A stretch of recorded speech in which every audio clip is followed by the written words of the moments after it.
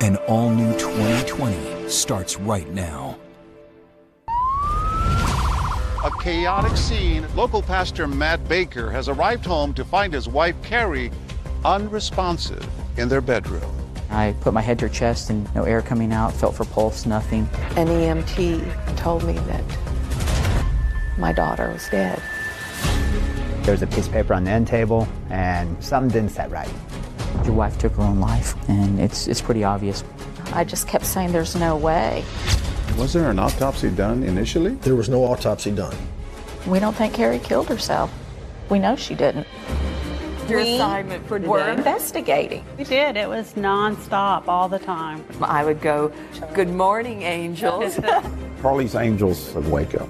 They were this group of strong women who were not going to just let this go. You're presented with a crime scene that's not really a crime scene, right? Things aren't adding up.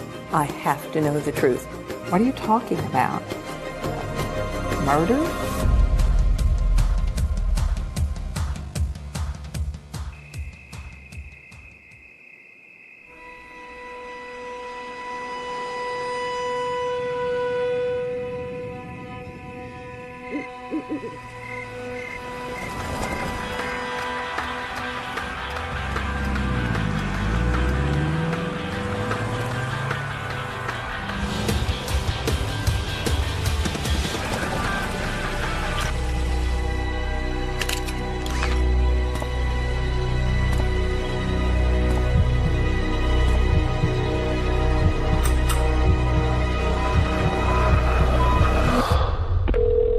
EMS, what's your emergency?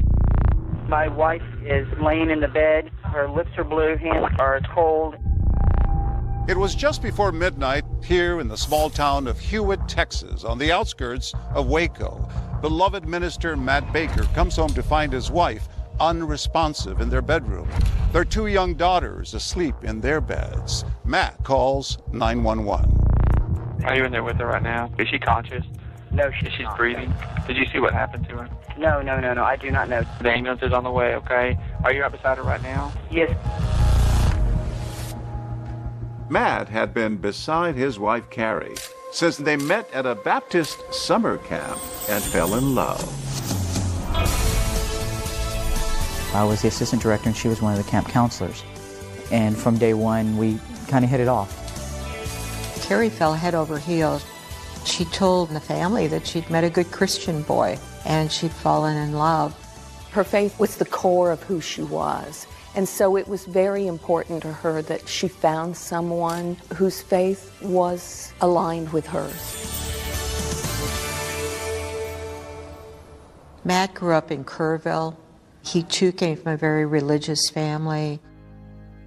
Carrie, she was always the bubbly little blonde and just loved life. People were drawn to Carrie. She was so funny. And when Carrie laughed, she laughed with her whole body. Everyone in the room just could feel her because she was just so free-spirited. I don't think there was ever a question Carrie was right or not right for me. It was we moved fast. We met in May and married in August.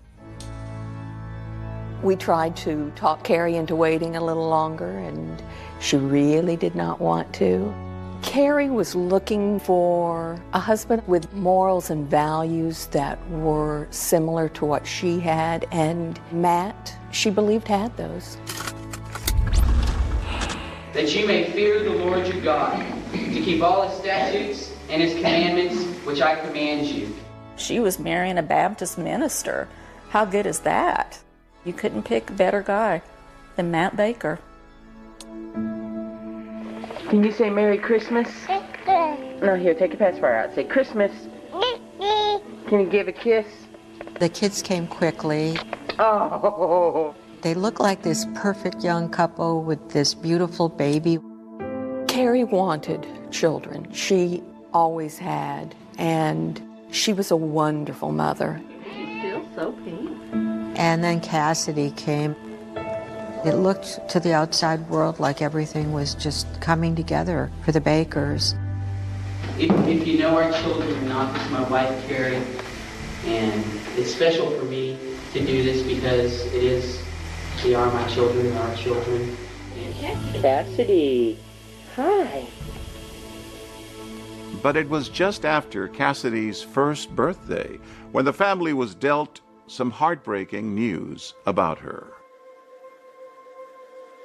It turned out that she had a brain tumor. Carrie was devastated, absolutely devastated. We went to Cook Children's Hospital in Fort Worth. It was a scary time, and she struggled in pediatric ICU for 60 days. They started chemotherapy on her. They didn't know if she would make it through, but she did. We get to bring her home. That was one of the happiest days. She needed a lot of care when she came home, but she was expected to recover. The Academy Awards were playing that night, and I remember staying up watching that. I went in and checked on Cassidy, and she was fine. I gave her a kiss and said a prayer, checked on their older sister, kissed her, said a prayer, and went to bed. A little while later, he got back up and went and checked on her a second time. This time he started screaming. Carrie jumped up, ran into the room, found Cassidy, and she wasn't breathing at all. I yell at my wife as I'm taking her out of the bed, and I put her on the floor and I begin CPR. She calls 911. They brought Cassidy to the hospital, but they weren't able to save her. Cassidy died.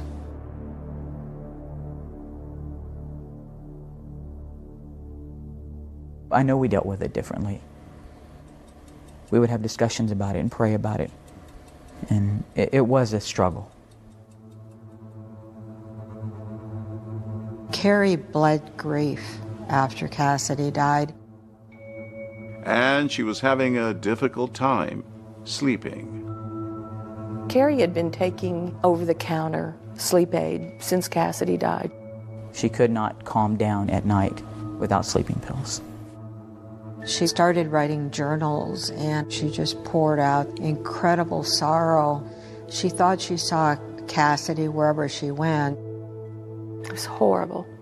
What helped Carrie, in addition to her faith and her family, was she saw a grief counselor for a year. She talked and talked things through. The death of a child always puts a terrible strain on a marriage. Carrie really fought to keep that marriage together. She loved Matt. She wanted it to work out. I just told Carrie that men and women often grieve in different ways. In time, the Bakers and their daughter tried to move ahead with their lives. It was a year and a half after Cassidy's death. Carrie found out that she was pregnant. Carrie said that the baby was coming by the grace of God. There was definitely a fear in my wife that I had not seen before. A fear of what if. I lost one, what if we lose another one? I can't handle that. She loved her girls, and she was so strong for them. Cassidy's life was cut short, but she had them. The four of them looked like this perfect little family. You would think, oh, look, they just have it all. EMS, what's your emergency? Almost exactly 7 years after the death of her daughter, Cassidy, Carrie is now seemingly lifeless on their bedroom floor while her husband works to save her. Do compressions first, okay? Just keep doing compression.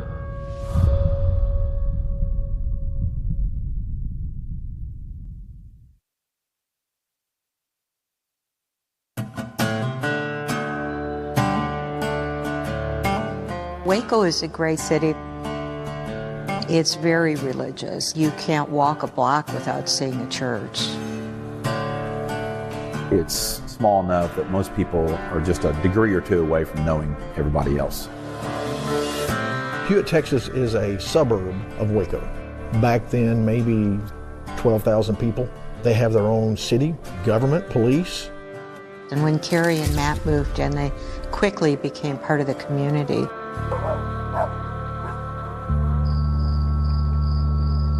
But in early April 2006, right here in the heart of the Bible Belt, a chaotic scene is unfolding inside this house. Local pastor Matt Baker has arrived home to find his wife Carrie unresponsive in their bedroom. And what's the problem? Tell me exactly what happened. My wife is laying in the bed, and her lips are blue, hands are cold. Is she conscious? No, she's not. Breathing? No, she's not breathing at all, no pulse or anything. I put my head to her chest and didn't see or feel her chest rising, no air coming out, felt for pulse, nothing. Okay, listen carefully. I need you to get her laying flat on her back on the ground and remove any pillows, okay? Okay, put her on the floor. Correct. She's on the bed now. Put her on. All right, she needs to be on the floor, yes, sir. Okay. The 911 operator tells Matt to do CPR, to put Carrie on the floor and start CPR. Do that and tell me when you're done. Okay, hold on. Okay, hold on. Oh, my. Okay, hold on. I did not want the EMTs to come in and see her naked. And so I put her clothes on her, for her. And as I'm taking her off the bed, fluid comes out of her mouth onto the floor, and it smells of alcohol. You're going to push down firmly 2 inches with only your lower hand touching her chest. You're going to do it fast and hard 400 times. 400? 400 times is the latest we've been instructed to do, okay? 400. Twice per second. Rest it off? After the 400. You're going 400 to, correct. It's going to be about twice per second. It'll take you about 3.5 minutes to do it, okay? So start right now. I'll tell you when to stop. All right. While on the phone, Matt asks the 911 operator to call Carrie's parents because he says his daughters are also in the house. I need to get a hold of her parents. They live in town, and I want them to come over and be with the kids. Get somebody else started on this, okay? Thank you. We received a phone call from the 911 operator telling us that we needed to get over to my daughter's house, that there had been an accident. We needed to get over there immediately.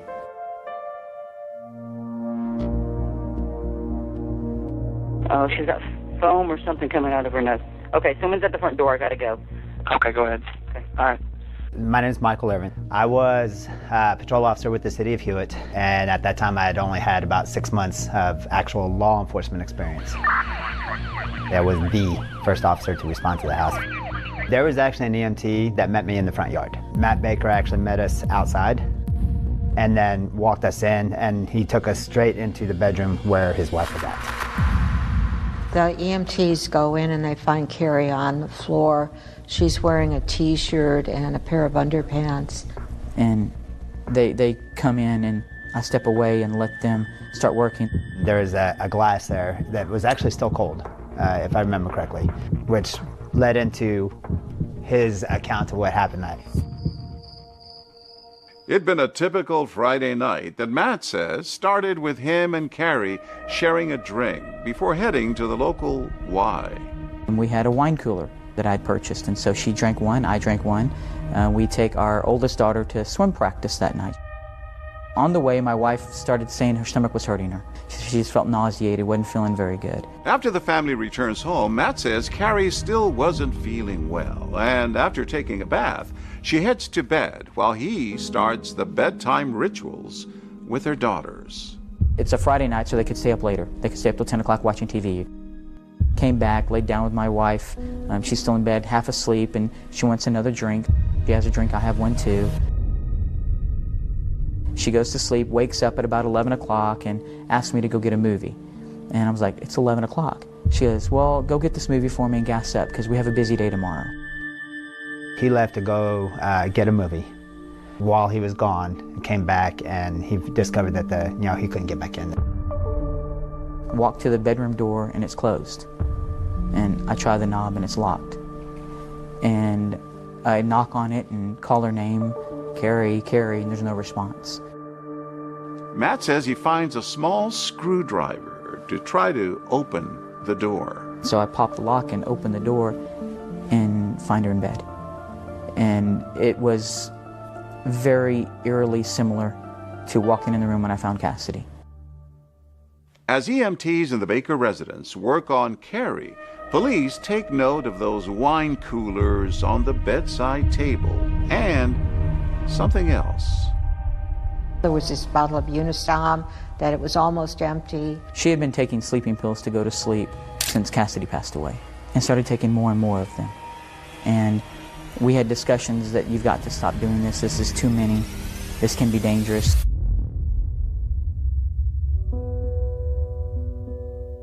We ran out of the car, and as I started running up to the front of the house, an EMT person stood in front of me and grabbed me and told me that my daughter was dead. I just kept saying, there's no way. There was a piece of paper on the end table, and something didn't set right. For me, it all pointed back to that note.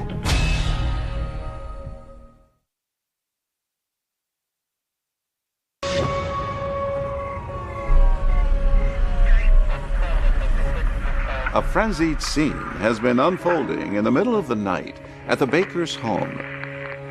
Matt Baker's wife is dead, and there's a note.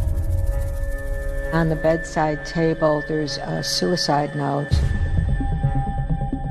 That was the first time that the word suicide entered my mind. I had no idea at that moment what had happened. In the note, there was reference to Cassidy. Matt explained to me that Cassidy was their daughter. And it's a very difficult time for Carrie because of the anniversary of Cassidy passing away. The first person I remember showing up after me, I explained all the things that Matt had showed me, and I took a step back. In Texas, in small counties where they don't have medical examiners, the justices of the peace decide what happens when there's an unexplained or a sudden death. I do remember in that phone call, it was Judge Martin. They told him they had a suicide note and they had alcohol and that they had pills. And Billy Martin did not order an autopsy. It was classified as a suicide based on the preliminary investigation and what they saw at the scene. Police involvement at that point is done. Carrie Baker's family and her church community are shocked by her suicide. I hurt for her. I hurt that someone hurt enough that they made that choice. We're just trying to put one foot in front of the other and get through this. This is...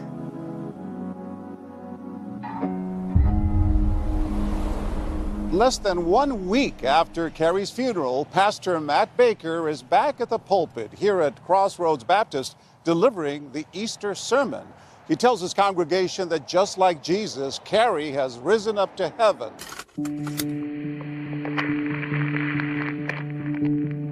There was always the desire in her to be with a daughter that was in heaven now.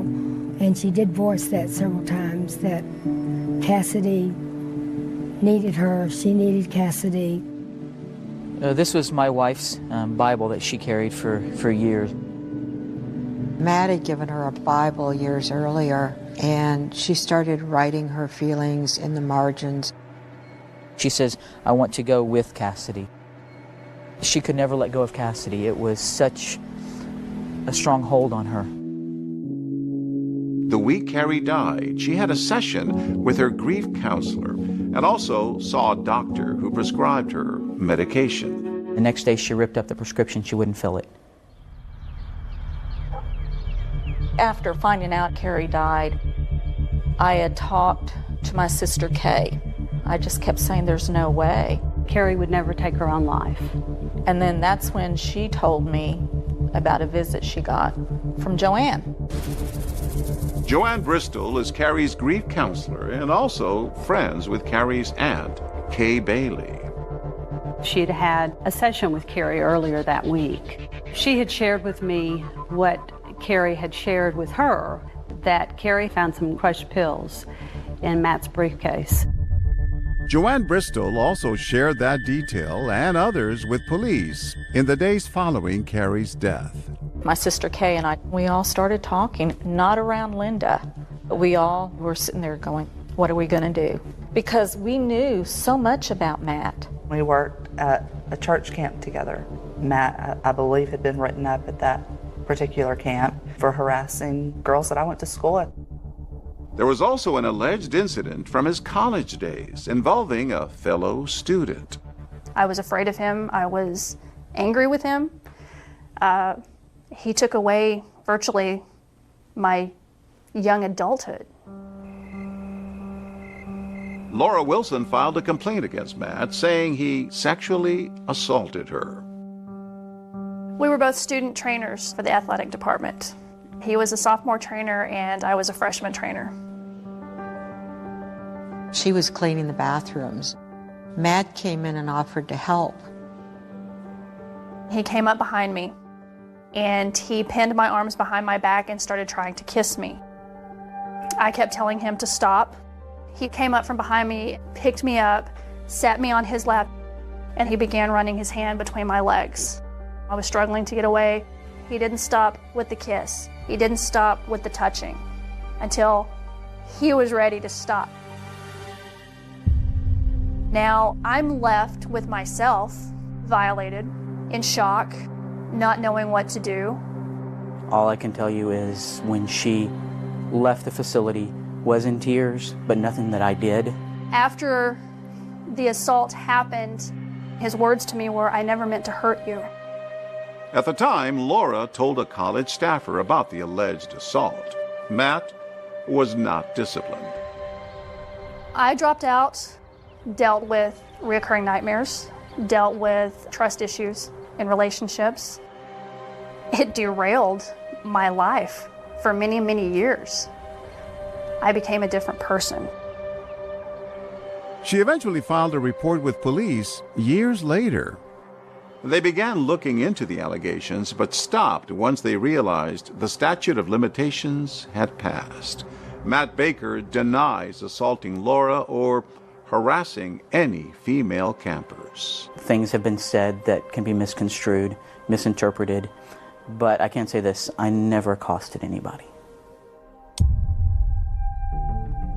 Throughout Matt and Carrie's marriage, rumors of alleged inappropriate sexual behavior would continue to follow the preacher, but his wife stood by him. She loved Matt.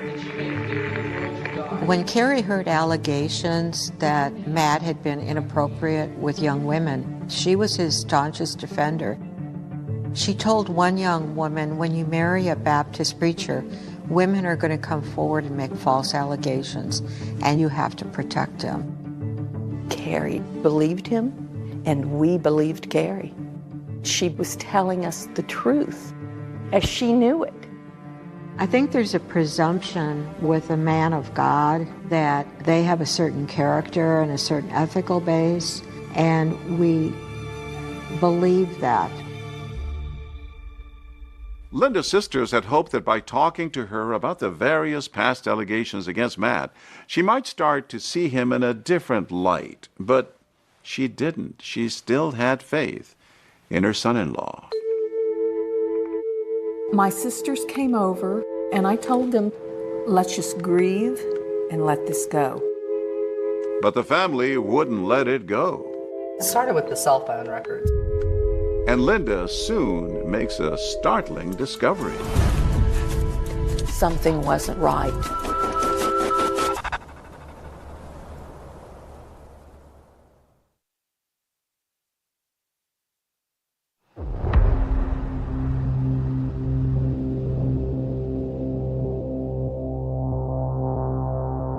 Over the years, since her daughter Cassidy's death, Carrie Baker was in and out of counseling, dealing with her grief, especially around the time of year when Cassidy died. Anytime you got close to the anniversary of the death of Cassidy or her birthday or holidays, there was definitely a deep sadness. But there was more going on that year. There was the fact that she was uncertain about her relationship with Matt. She sensed that something was very wrong. After Carrie's death, Linda's sisters sat down with Linda and said, we don't believe that Carrie committed suicide. While Linda may have still been processing her daughter's loss, her family's emotions had quickly turned to suspicion. I remember Nancy saying, Linda, have you ever considered that perhaps Carrie didn't take her life? I remember stammering and saying, "Oh, what are you talking about? Murder?" We don't think Carrie killed herself. We know she didn't. The family decides to tell Linda what they say they learned from Carrie's therapist. Carrie had shared with her that she'd found some crushed pills in Matt's briefcase, and she was afraid that Matt might possibly try to kill her. She said, "I think Matt's trying to kill me." And then she started laughing and she said, "Oh no, Matt would never do that." But at the same time, I thought this would make more sense because I knew that Carrie would never take her own life. I think if truly Carrie went and said that and was fearful for her life, the counselor should have done more and didn't. Looking back, I think it was a scream, the first scream in a series of screams that took place that week of, "I'm hurting more than you think I am." Murder, I mean, that's just not something that I could wrap my head around. I needed time to think, to process. This was too difficult for me to be able to discuss. But then shortly after Carrie's death, Linda says she began to notice Matt was keeping her granddaughters away from her. No more babysitting, no more invitations to school events. At that point, she started to feel a little different. What was going on here and why was this happening? Linda remembers Matt and Carrie's cell phones were part of her family plan, so she decides to have a look at the phone bill. The first really odd thing she noticed was that Matt had continued to call Carrie's cell phone weeks after Carrie had died. It made no sense at all, and then it all started to click. Matt's giving Carrie's phone to someone. And I think you said calling all angels, but we all went over to your house. You said, we need to get together and talk. At that point, Linda started to think that maybe her sisters were right, and maybe they really did need to look into this. It started with the cell phone. And I immediately figured out it was Vanessa Bowles. Vanessa Bowles was the daughter of the music minister at Crossroads Church, where Matt was the preacher. The relationship really started between my wife and her. They became friends. Vanessa had a little girl that reminded Carrie of the baby she had lost. There were only 3 young families in the church that had small children, so we naturally just kind of congregated together because we had similar interests. We were friends.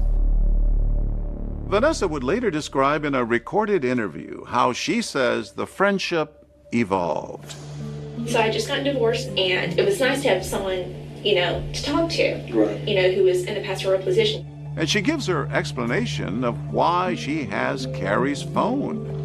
We were starting to talk and become friends. Then I said, "Don't call my cell because my mom pays for my meds and I don't want to run over during the day. I've done that many times before." And he was like, "Well, I still have Carrie's phone, so I can give that to you."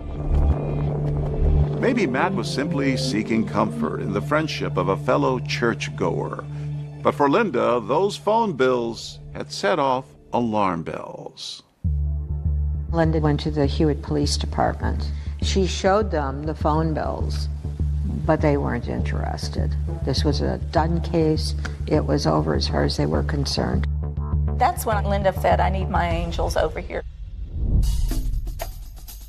I would email them. I would go, "Good morning, angels." She would always tell us, "You need to do this." And here's your assignment for today. We're investigating. We did. It was nonstop all the time. The assignments Linda gave out involved going through the garbage. And Charlie was doing some digging right alongside her angels as well. She researched whether overdosing on a sleep aid could have really killed Carrie. And she questioned Matt about those alleged crushed pills. I talked to Matt about the crushed pills. My wife said she found him in my briefcase when she was looking for a pen. She said, "Well, did a kid where you work put him in your bag?" Matt claims that, unknown to him, some kids at work may have been spitting out pills into his briefcase. But that seemed odd because the pills didn't look like they'd been spit out. what he said couldn't have happened. And so Kay called Judge Billy Martin to find out why he had ruled Carrie's death a suicide. I had talked to him about the suicide note, and he mentioned it being signed, and I said it was not. And he goes, well, you need to talk to the police. I said, we've already done this, and we just want somebody to investigate it more. And it was about that time where Matt's story no longer made sense. There were inconsistencies, outright lies, and we needed more answers. So following the family's urging, police bring Pastor Matt Baker in for questioning. Well, I just want to sit and talk to him. Questions needed to be asked, and questions needed to be answered.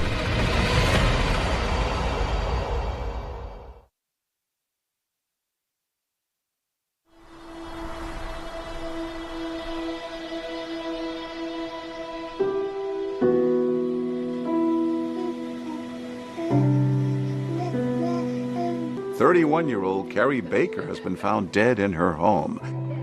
It was deemed a suicide by police, but her family began investigating on their own, and they urged police to question her husband, preacher Matt Baker. I just want to sit and talk to him, I just want to talk about what happened that night. Absolutely. That way we can clear all this up, because I'm sure you know what I'm getting at, okay, as far as Linda, you know what I'm saying? It was a very odd week. But not behavior that would have raised red flags. Right. If that makes sense. It was one of those deals that I knew she was depressed. The conversation continues with Matt sharing his own view on what he believes might have happened. I left about 11 or so. I wasn't gone maybe 40 minutes. You left the house and went down to the gas station? I wasn't even gone long at all. Okay.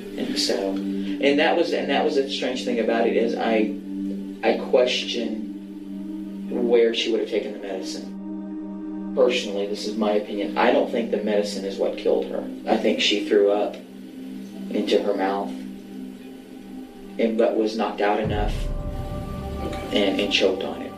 So no, I don't know if that's just me trying to put stuff together to make it. I don't know. Okay. Like I said, that's all I just wanted to sit and holler at you about. One last thing, to kind of quell everything. If I asked you to take a polygraph test, would you be willing to do so? Okay. Matt eventually passes a polygraph arranged by his attorney. Upset that police continue to consider Carrie's death a suicide, Linda pulls together a team of her own. Linda ended up making an appointment to talk to a former federal prosecutor. Now in private practice, Bill Johnston had been a federal prosecutor in Waco, Texas. The Branch Davidian complex in Waco, Texas goes up in flames. 11 of the survivors now face murder and conspiracy charges in connection with the killing of 4 federal agents. And in 1993, he was part of the team prosecuting the 11 surviving Branch Davidians. Those agents did not die in vain. Mrs. Doolin came to me and she said, I've heard maybe you can help me. She explained to Bill that she doesn't believe her daughter took her own life, so she'd been working on Carrie's case with her angels. What Charlie's angels were bringing to us was invaluable. They were this group of strong women who were not going to just let this go. They brought a series of stories about Matt's conduct at different points in his life. Bill pulled together his own posse. He brought together retired lawmen to take over this investigation. So I called them my guys, and they became as invested in this case as if they were fighting for their own child. The biggest thing was to get the body exhumed, get an actual autopsy, and find out what had actually happened to Carrie Baker, how she'd actually died. We started unraveling this thing bit by bit by bit. Matt Coffon is a member of the legendary Texas Rangers. He joins the team and reviews the evidence on the case. There are red flag after red flag that something was not right. It was so compelling that I could not automatically agree with the Hewitt police investigation. So I thought, okay, let's kind of break it down. You're presented with a crime scene that's not really a crime scene, right? These are photographs. As you can tell, there's just not much to them. There were so many things early on in this investigation that just did not match. And part of it was Matt Baker's explanation of his timeline. He says he left and then he came back, and it was such a short time that she couldn't have died within that period. That was the theory that we were operating on. His timetable did not really match up. This is an overall view of Hewitt, Texas, and it's not large. And these locations are very close to each other. Minutes apart, especially that time of night. The team was also troubled by Carrie's suicide note, which Officer Michael Irving says was pointed out by Matt. He just said, there's a suicide note, suicide note, suicide note. So he did direct me straight to the note. The so-called suicide note was typed. It's not signed, and that should be a red flag to any investigator. Let's take this a little bit further. It says, tell my mom and dad that I love them too. In this case, two is T-O, not comma, T-O-O. She was a teacher.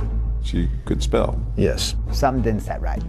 And for me, it all pointed back to that note, that suicide note. I didn't speak up. At that time, I'd been a police officer for 6 months. If I could go and turn back time, there are a lot of things I would have done differently. Was there an autopsy done initially? There was no autopsy done.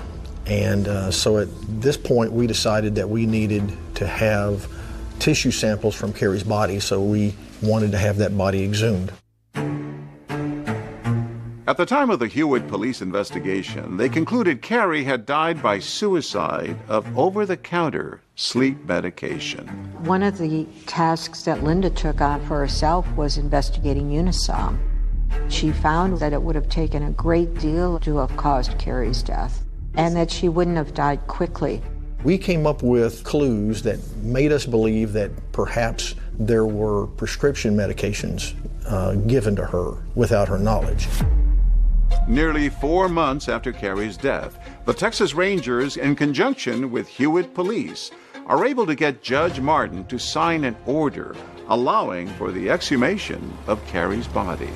As we gathered information from various sources, determined we need to go that route.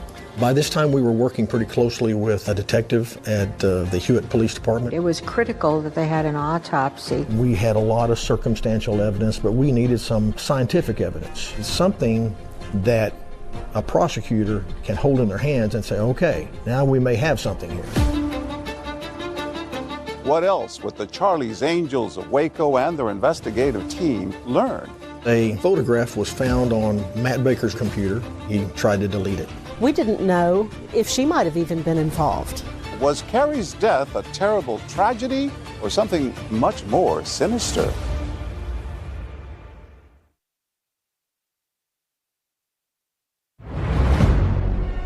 A manipulative liar wearing the mask of God came into my life.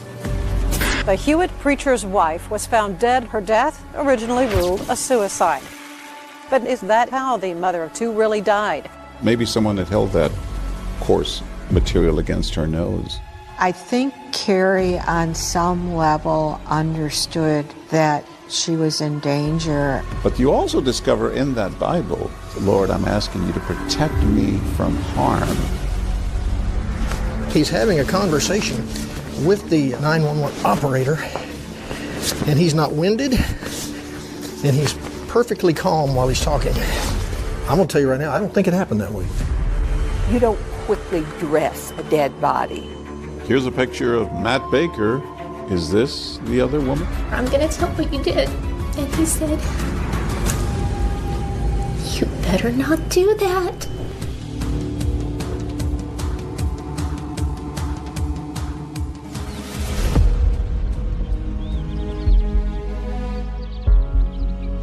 Sometimes faith can be used to manipulate and to control people. Preachers, the good ones are great. The bad ones have the most power of anybody. Here they were, the police, in the home of a Baptist minister with a suicide note and sleeping pills and a bottle of alcohol. Well, the police at that point aren't thinking murder. They're thinking that Carrie committed suicide. Texas pastor Matt Baker had lost a young daughter years earlier. He now appears to be facing yet another tragedy, the suicide of his wife, Carrie. But her family isn't buying it. I knew that Carrie would never take her own life. We will fight for the truth. Could Carrie have been murdered? The Hewitt police, now collaborating with Texas Ranger Matt Cawthon, who's been working with Carrie's family, obtained an order to exhume Carrie's body. And the autopsy results are now in. In her muscle tissue, there was a presence of Ambien. And that was huge, huge. And at the time of her death, she didn't have a prescription for Ambien. No. The autopsy now lists Carrie's manner of death as undetermined. Now you're in undetermined land. Now you're in a mystery. Now let's solve the mystery. Bill Johnston and his team continue to dig, now taking a closer look at those few crime scene photos. What's this? This is a picture of Carrie's arm. And what you're seeing here is you're seeing the beginning of lividity, the purplish color from the pooling of the blood. You know, when the heart pumps, it pumps through the veins and the arteries. When the heart stops, everything settles to its lowest point. It's gravity. We have lividity set in the body, and that takes time. And this was a problem with Bill Johnston and his team. And so we found the person who wrote the book on crime scene reconstruction, Tom Bevel.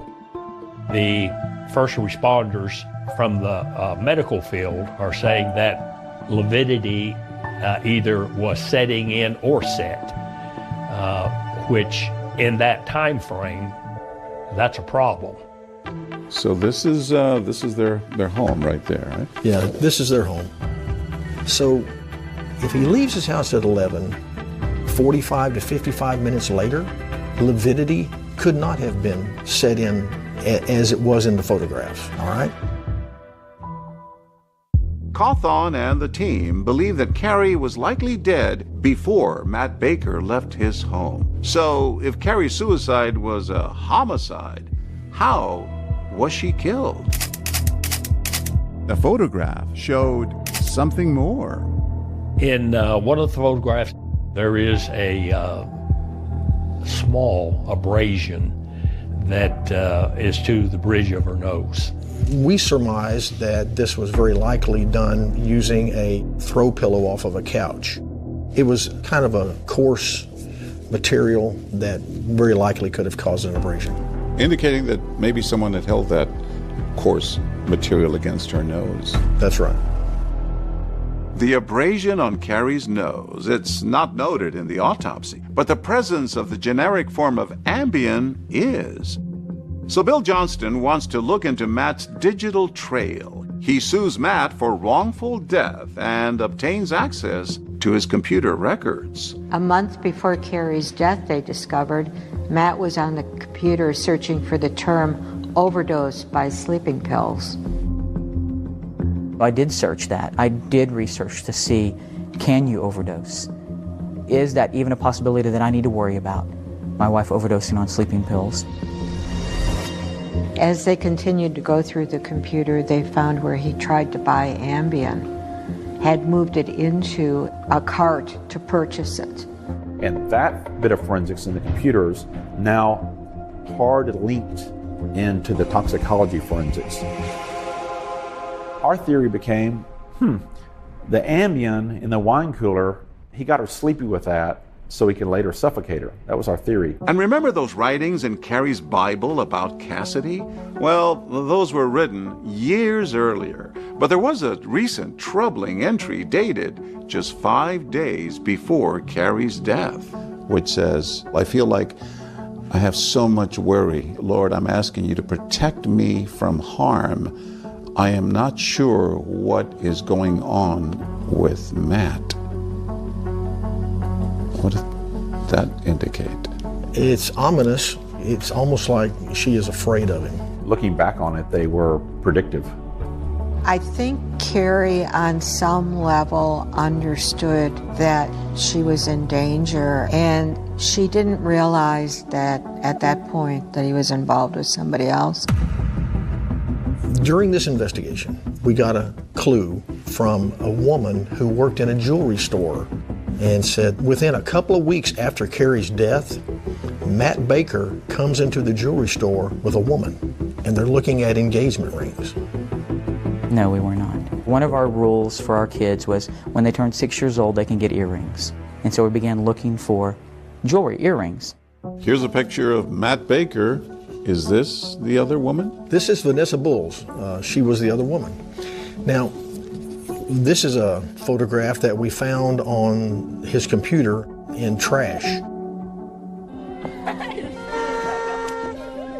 We knew there was going to be a birthday party, and we took a picture of all the girls and Matt and Vanessa. It wasn't long after Carrie's death when people came over. They didn't see any pictures of Carrie at all, but there was a picture of Vanessa with the girls. 2 of Carrie and Matt's friends came to help with the party, and one of them stayed overnight, and she saw Matt sitting on the couch with Vanessa's head on his lap. To Carrie's family, it was clear that a romantic relationship had developed between Matt and Vanessa. 4 months after Carrie's death, police believe Vanessa Bulls just might be the key to solving this case. So they bring her to the Hewitt Police Station for questioning. It's just scary. I know.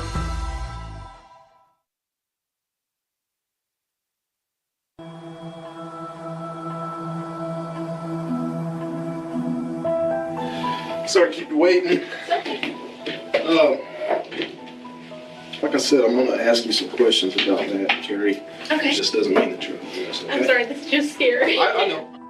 4 months after Carrie's death, Vanessa Bulls, the woman who appears to have become romantically involved with Matt Baker, is now sitting at the police station, answering questions about how that relationship unfolded. Every once in a while, he started calling just to chat, just kind of asking about my divorce and, kind of saying how, like, God would work everything out. How long was that it took it to progress to him calling a couple times a day? I want to say a couple of weeks. I'd be lying if I said it wasn't nice to have someone who, had 2 daughters and would possibly, be the dad to my child. Sure. Having an affair that predated the killing, that would be big evidence. Did you ever meet him romantically? No. Never? Okay. After, yes. After his wife passed away. Okay. Because I didn't think there was anything wrong.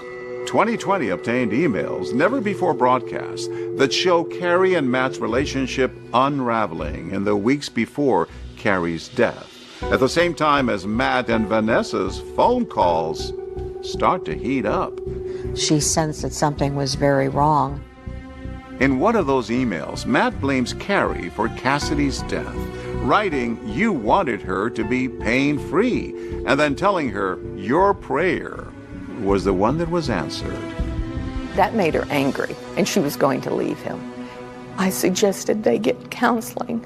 Back in that police interview, Vanessa, who at this point had broken things off with Matt, seems open to believing he could have murdered Carrie. Do you think that he had anything to do with her death? I think anything's possible now.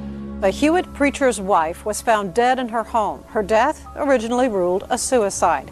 But now, nearly a year and a half later, a judge has set a hearing to try to determine if that is how the mother of 2 really died.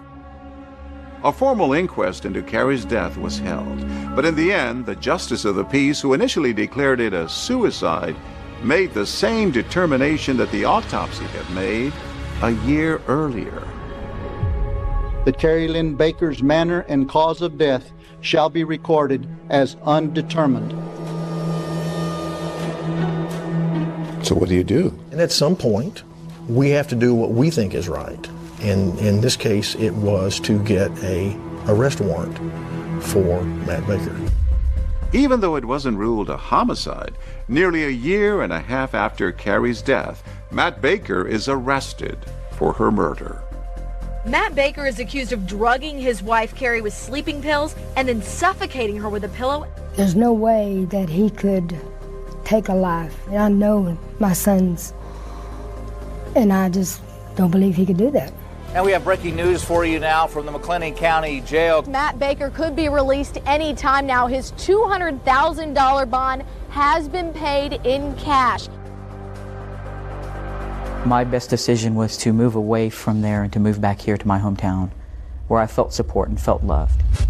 And it's in Kerrville, about 200 miles from Hewitt, that our cameras catch up with Matt and his daughters. This is a little bit of everything. They have a cafe where they take flowers and they crush them up and pretend it's chicken noodle soup.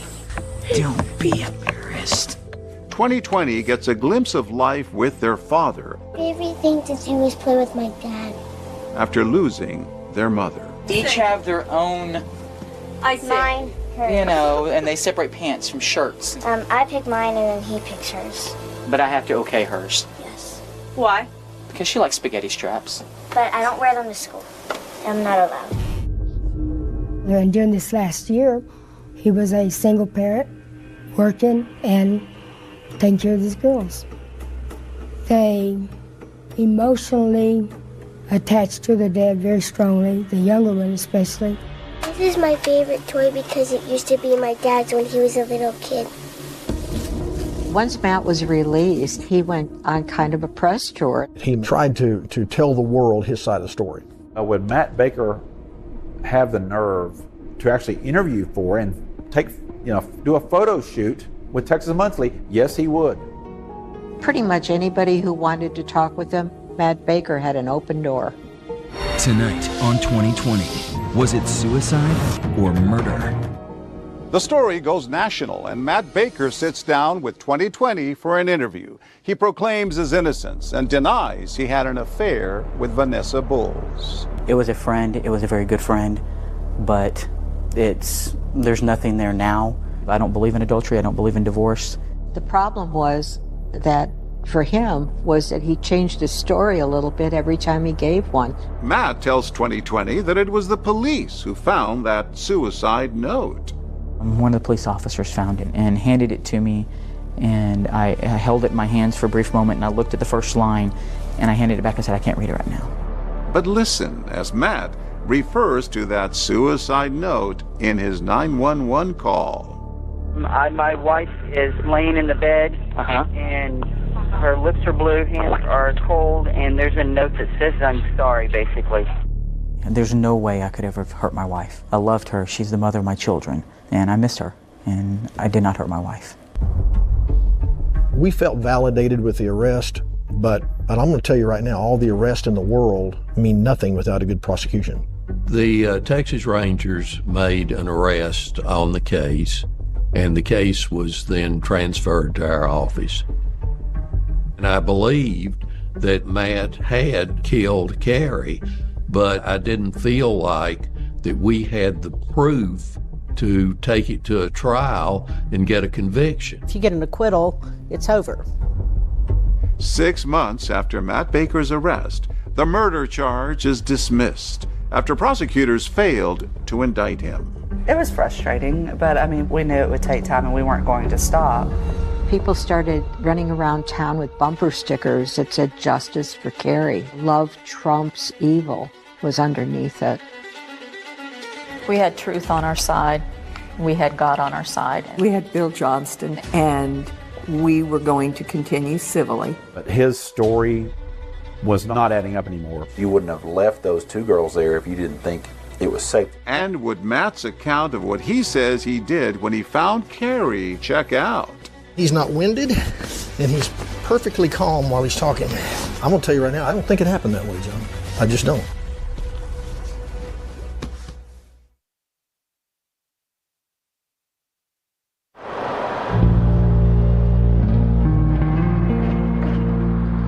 When the criminal case was stalled and it wasn't going forward, Bill Johnston filed a wrongful death case, and that allowed him to subpoena Matt Baker for a deposition. Is the lower left of the 2.5 years after the death of his wife, Matt Baker is on the hot seat, answering questions under oath. about the night she died.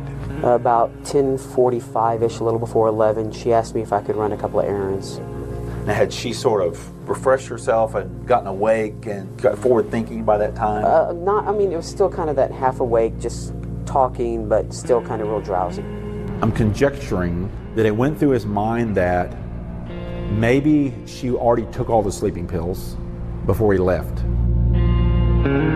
Was she aware enough that you could observe that she could handle if the kids needed her, for instance? I felt that she probably could.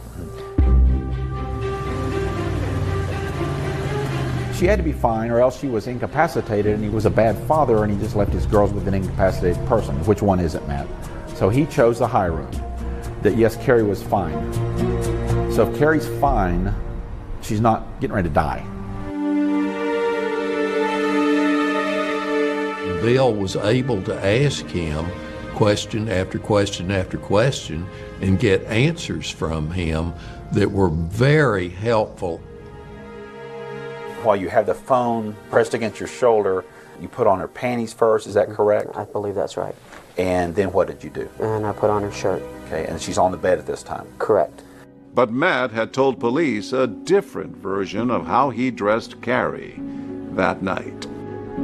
So I put the panties on her in the bed as I was getting her out, and then when she was on the floor, I put her shirt on.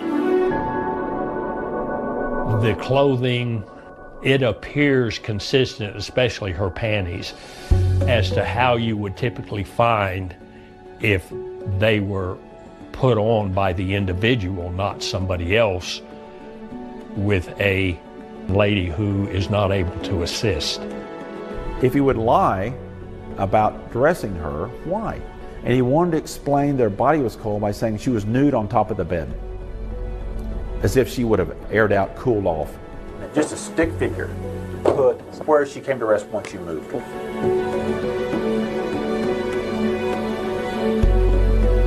How difficult was that to move her? I guess at the time you don't even think about it. You just do what you have to do. We wanted to know if Matt's story holds up, so we asked Texas Ranger Matt Cawthon to put it to the test with a dummy roughly the same weight as Carrie's at the time of her death. He would have had to reposition the body. I'm going to tell you right now, I don't think it happened that way, John. I just don't. How much time would he have had to do this between the call to 911 and the chest compressions? About 2 minutes. To dress her, put her body on the floor, all while on the phone with 911. We're going to see if you can do this. I'm going to put a stopwatch to it, and here we go. And you're doing it as fast as you can. Well, I'm doing it the best I can. And I feel the phone's about to fall. We're at 48 seconds now. We're about a minute 20. He's having a conversation with the 911 operator, and he's not winded, and he's perfectly calm while he's talking to the 911 operator. That's 1 minute 57 seconds. And then just to get her dressed. That doesn't include the removing from the bed and the chest compression. And I know how to do CPR. Oh, you do? In listening to the 911 call, it sounded phony. Do I need to go unlock the front door? I'll let you know when they start getting close, okay? Okay. I think he'd give himself an Oscar, and I'd give him a Rotten Tomato. Just keep doing compression. I would not have known at the time when I got there that he had been doing CPR. You're still doing compressions? Yes, sir. Okay. he did not sound winded on the phone. No, not at all. He didn't have to do chest compressions because she was already dead. He killed her, I think, before he left to go run alibi errands. Despite Matt's inconsistencies, prosecutors feel they need more, so they bring in a new detective to help with the investigation. My name is Abden Rodriguez, and in 2009, I was a criminal investigator for the McLennan County District Attorney's Office. I hear they call you the human lie detector? I guess because of some of the confessions that I was able to get. Abdon is asked to review the case and find evidence that would help indict Matt Baker. I wanted to look at the interviews that had been done There was a lot of deception, you know, and I could see how, especially Vanessa was doing it. How many times a week would you talk, you think, prior to her death? Once every day for a couple hours, and maybe midday, or? Sometimes a couple times a day. As you can see, she's got her arms crossed and her legs crossed. That's a big red flag to me. When she passed away that week, how were the conversations? Were they kind of the same way they were before? They were really the same. And I told him, and I said, look, the whole key to this case is going to be Vanessa Booth. She's pretty and very smooth and friendly, but at the same time, you know she's a liar. We didn't know if she might have even been involved. After interviewing Vanessa, Abdon decides to subpoena her to testify in front of a grand jury. I said, I'm going to be there, and I'm going to listen to your testimony. And I said, and as soon as you lie, I'm going to file charges on you. When they brought Vanessa Bowles in for the grand jury, that was kind of a last-ditch effort. So we're like, okay, let's see what happens. As she and I were walking down the hall, she whispered to me, I'm going to tell y'all everything.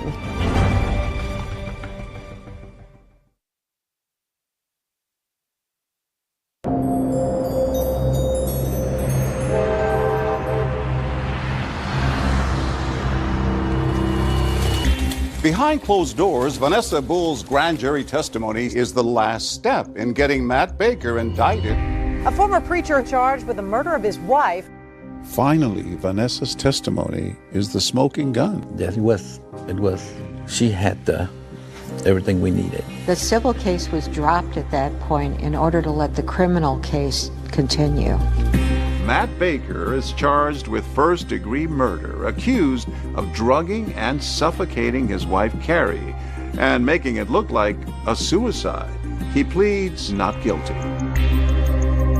Now, 4 years after his wife's death, Matt Baker is on trial for her murder. That first day of the trial, the gallery was full. We have a lot of people here in the gallery today. True crime author Catherine Casey was in the courtroom every day. I followed this story from the first time it hit the Texas newspapers. It was just so fascinating that this had unfolded, especially in Waco, in this city that's just dominated by religion. Prosecutors began poking holes in Matt's story from that night, starting with a 911 call and his claim that he performed CPR on Carrie. We're going to go ahead and do compressions. You're going to do it fast and hard 400 times. 400? 400 times. Did any police officers arrive before you? I was the first one there. And what did he tell you? He pulled her off the bed and put her on the floor in order to do CPR. And what was his demeanor? Very calm. Did that strike you as odd? Yes. Even as a police officer, I would not be as calm as he was that night. There was no way that in that period of time he was able to move her, dress her, and was doing CPR while he was having this conversation. He wasn't sweating. He did not seem to be in any type of physical distress. The computer expert found incredible evidence regarding searches, regarding suicide, regarding sleeping pills, and regarding Ambien, which became critical. Can you tell the jury what was extracted from the muscle tissue of Carrie Baker? We found 3 different drugs, phentermine, diphenhydramine, and zolpidem. And then zolpidem, and its common name is Ambien. We never were able to determine where he got the Ambien from. But we were able to determine that he was going to these websites and that he had gotten as far as putting Ambien in a cart. Defense attorney Guy Gray pointed out that there was no evidence that Matt actually ordered Ambien from that website. They went through the process of looking at it, but it was aborted and no purchase of Ambien was made. Correct? Yes. No further question. You state your name for the jury, please. Joanne Bristol. Joanne Bristol, Carrie's grief counselor, testified about those comments she says Carrie made about Matt. She said, I'm thinking my husband is going to kill me, but she recanted the statement. How do you analyze that, or what do you think about that? I felt at that time that I knew this client very well. She had never misled me, and so when she said, oh, but I know he wouldn't do that, I believed her. You didn't advise her to leave the house or move out. You didn't call law enforcement. You took that as a recanting as an accurate or true reflection of what was going on. From her, yes. Day 4 of the trial, and it's the prosecution's star witness, who everyone is waiting to hear. This case was one of those cases where all of the attention is focused on one witness, and that one witness was Vanessa Bowles. The state calls Vanessa Bowles. I remember looking at Matt more than looking at the jury. I wanted to see his response, and I think he was stunned. Raise your right hand. After years of denying their affair, Vanessa now admits that Matt began to pursue her even before Carrie died. Please have a seat. He started asking me things about my divorce and started telling me, whoever finds you is going to be a lucky man. Did he say anything else unusual to you? He came by and was kind of smiling. He said, oh, don't date other guys, just date your pastor, and kind of smiled. Did he say anything else after that? He said, will you really date your pastor? I've had a vasectomy, so I can't get you pregnant. Also, I don't have any STDs. And he also started telling me that because of Carrie's depression, as he stated, their sex life had been lacking. And at the time, were you buying into what he was telling you about Carrie? I was buying into everything. He was a complete, and still is, a manipulative liar who took me, my vulnerable state, and made me believe everything he said. What happened then in early March as you and Matt started to spend Fridays at the Baker home? And he asked if he could hold my hands to pray, and he did. Then afterwards, he started to kiss me. Then he just took my hand and led me to the bedroom. Feeling guilty about being with her pastor, Vanessa says that Matt tried to reassure her. I was extremely remorseful. I couldn't believe what just happened. He started saying, it's okay, don't feel bad, just ask God to forgive you. And he said, in reality, he said, I don't think God believes that anyone can just be with one person the rest of their lives. After Carrie's death, Vanessa says Matt wanted more, perhaps even making her the next Mrs. Baker.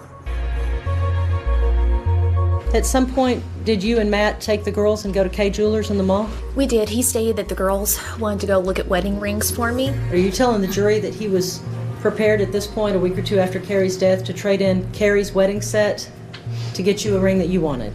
Correct. Matt had denied this in interviews, but a salesperson from the jewelry store corroborated Vanessa's account. She tried on about 4 or 5 rings, asked his opinion.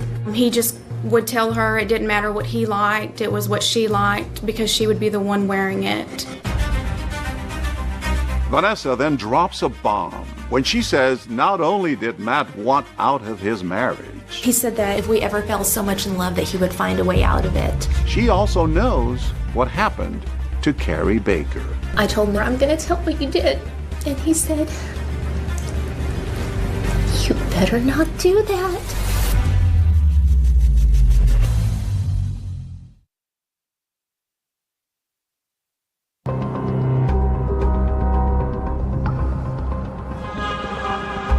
Vanessa testifies that Matt was openly plotting Carrie's death. At what point did he start talking about planning her murder?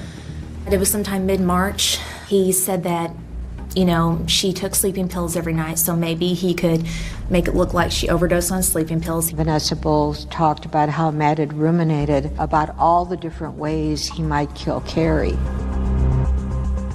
He talked about making it look like she had hung herself. He talked about tampering with the brakes of her car, maybe doing a drive-by shooting. What I saw from Vanessa's testimony was a man who was much more evil than even I believed he was. She testified that Matt planned to kill Carrie with a tainted milkshake and then craft a suicide note. 1 to 2 weeks before Carrie's death, did he tell you that he had in fact tried that? He did. He sent an email and said she took a sip of it and said that it tasted like lead.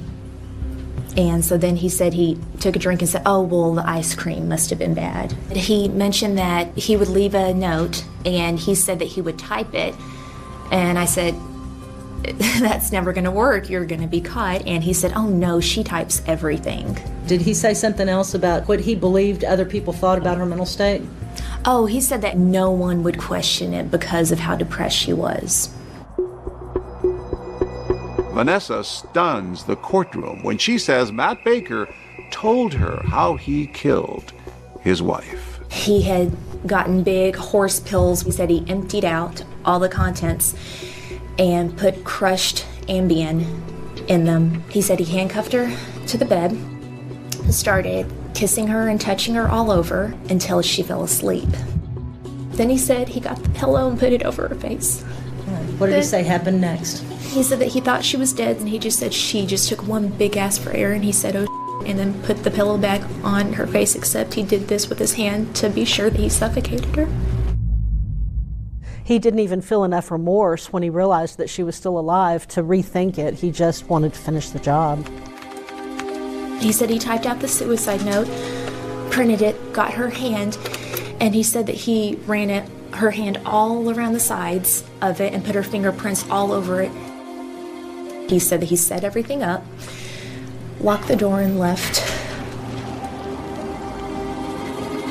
What was the reaction in the courtroom to Vanessa's testimony that not only did Matt Baker kill his wife, but that he had been planning it? He had planning it, and the things that he did, people couldn't believe it. I think the more surprising thing was that they couldn't believe that she's up there telling all this.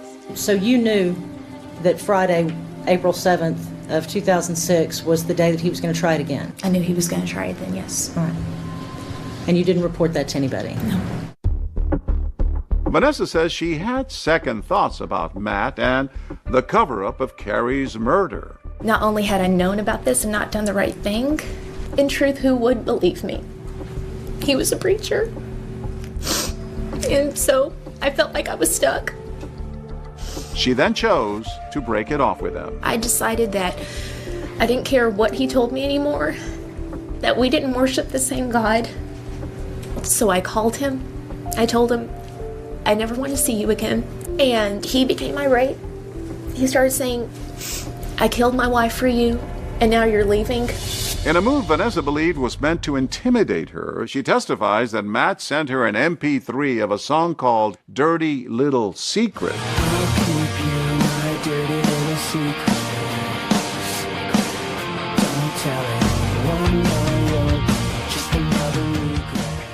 He was talking about the murder plan, and he later referenced it, stating, I need to keep my mouth shut, don't tell anyone, or you'll be just another regret.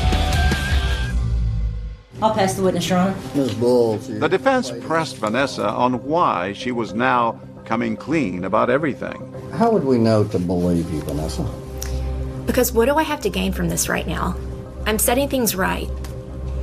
I made a mistake here because a manipulative liar wearing the mask of God came into my life. And this testimony is going to put him where he needs to be. It's now up to the jury to determine where Matt needs to be.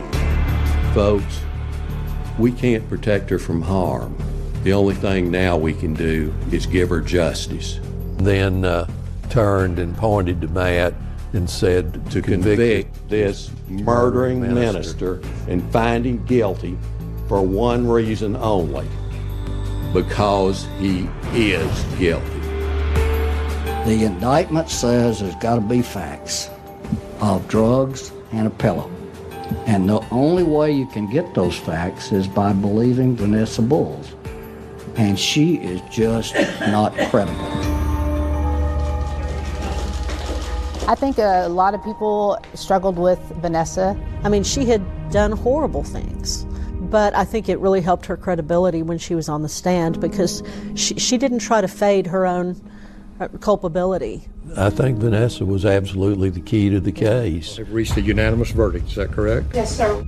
We, the jury, find the defendant, Matt D. Baker, guilty of the offense of murder as alleged in the indictment.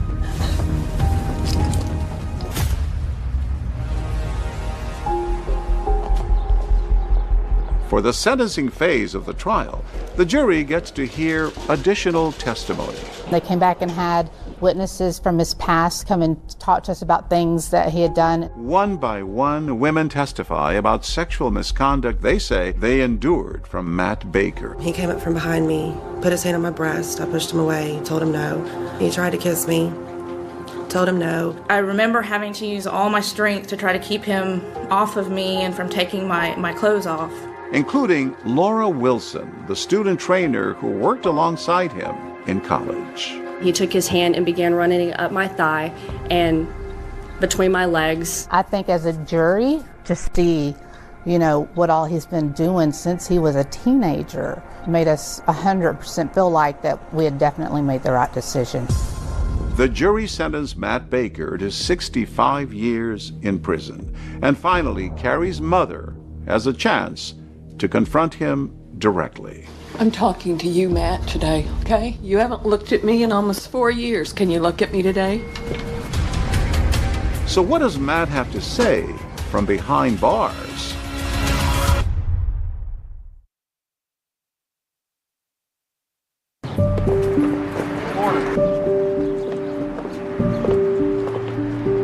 Yeah, we asked him to. We gave him a call.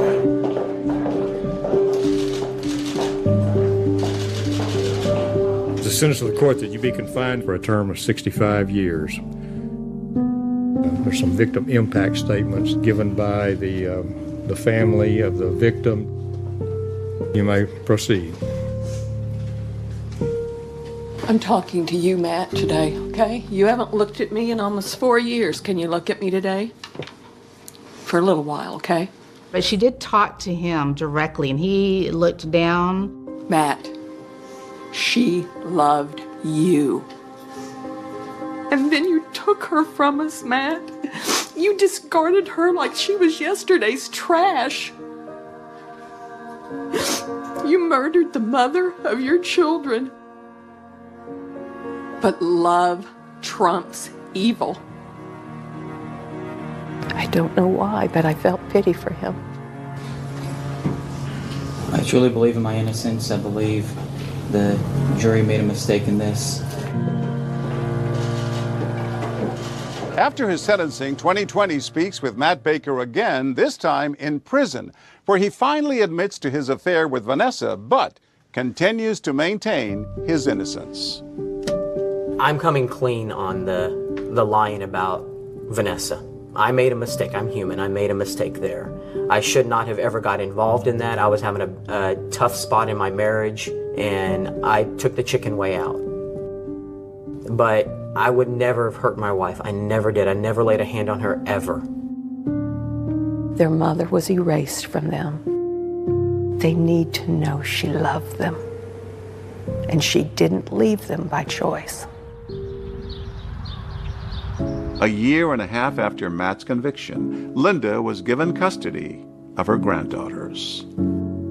It was a long journey for the girls to understand what had actually happened to their mother. Carrie Baker didn't kill herself. She was murdered. He was a Baptist pastor, preacher. He was a predator. I think he's a dark angel. That you may fear the Lord your God. You get to be the hero during daylight and sneak around in the dark and be evil. What do you make of the fact that now, nearly 20 years after the case, Matt Baker still maintains his innocence? He's one of those people that can just lie and believe in himself that he's innocent. The real hero in this is Linda Doolin. She fought for her child. A mother. A mother's will. It's strong. Determination. There's nothing like it, really. It touches you. It does. Why? Because I have children. And these are hard things. Linda Doolin is a brave, strong woman. I'll always admire that about her.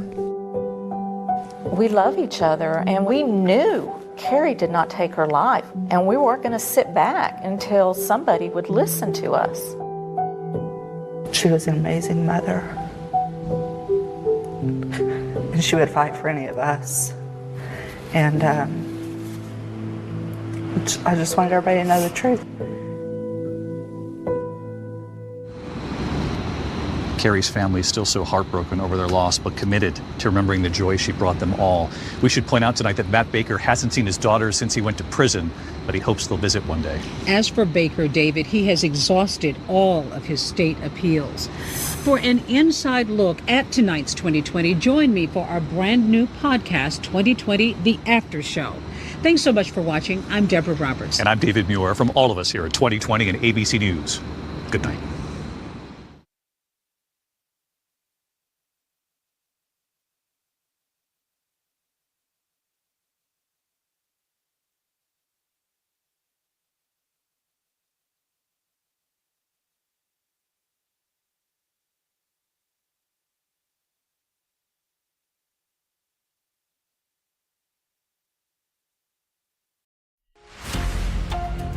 People who are trained in the medical profession, like doctors or nurses, are trained to help people, not hurt them.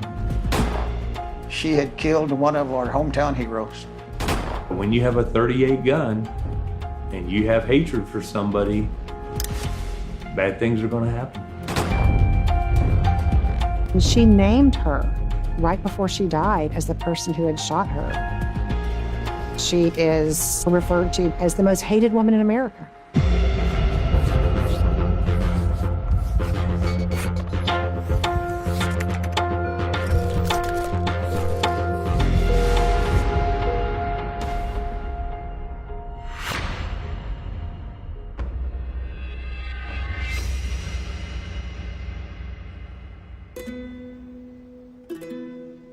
Corpus Christi is a laid-back community. We're on the seaside, and it's a lot of water activities, water sports and everything. It's kind of got a small town vibe to it. My name is Mark Skirka. At that time, I was called a chief prosecutor for the Nueces County District Attorney's Office. That afternoon, I was working at the district attorney's office when I heard there was a standoff at the Days Inn where somebody had been shot.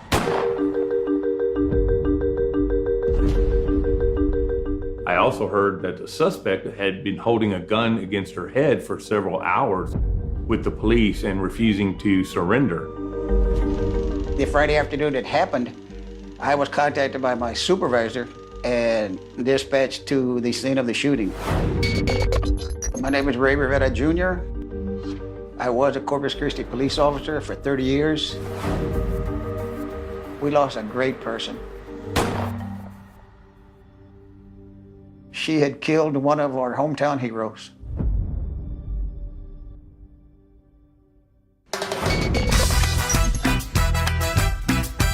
Selena Quintanilla was born on April the 16th, 1971. She was one of 3 siblings. I'm Dr. Joni Johnston, clinical and forensic psychologist and private investigator. She had a pretty musical family. Her dad had a restaurant for a period of time, but he noticed early on that his youngest daughter, Selena, had just this magical voice, and she began performing in the restaurant when she was 6 years old. At the time, her dad had his own band, and then he basically made a band out of his own family. His son became the guitar player, his daughter became the drummer, and Selena became the singer. As time went on, Selena was becoming more popular, not just here locally, but around the state. And then we started to learn she was just really popular nationwide.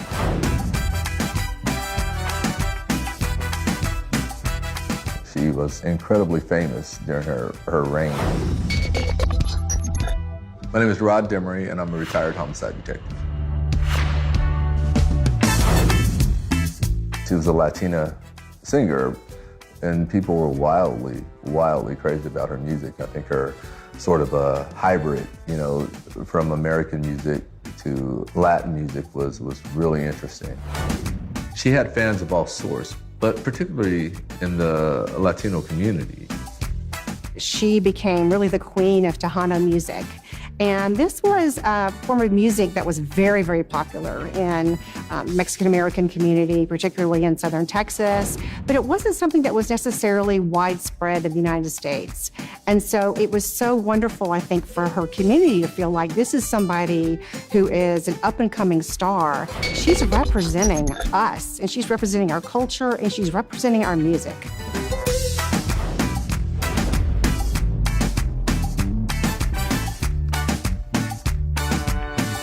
Selena was a superstar in her fans' eyes.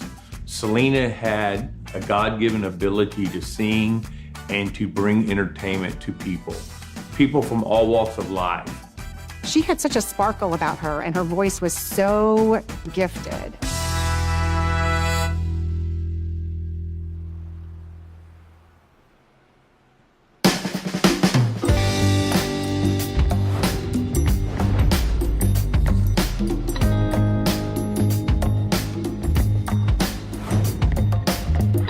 She was a fantastic individual, a great young woman. Whoever met her liked her. She had a smile and a kind word for everybody. And that everybody just loved her. They thought the world of her. Boy, we could use more Selenas in this world.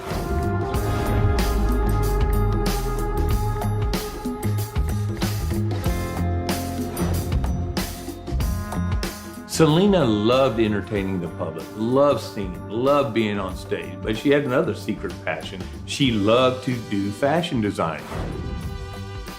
Most of her costumes were self-designed by her. She didn't have these highfalutin fashion designers following around. She came up with these ideas on her own and wanted to branch out into that field. Selena opened 2 boutiques, one in Corpus Christi, one in San Antonio. They sewed clothing, they gave hairdressing appointments, they did nails, they did all kinds of things for women. But Selena also had a sideline where she was trying to start a clothing line down in Mexico, and she worked with a fashion designer from there to help bring that clothing line into existence.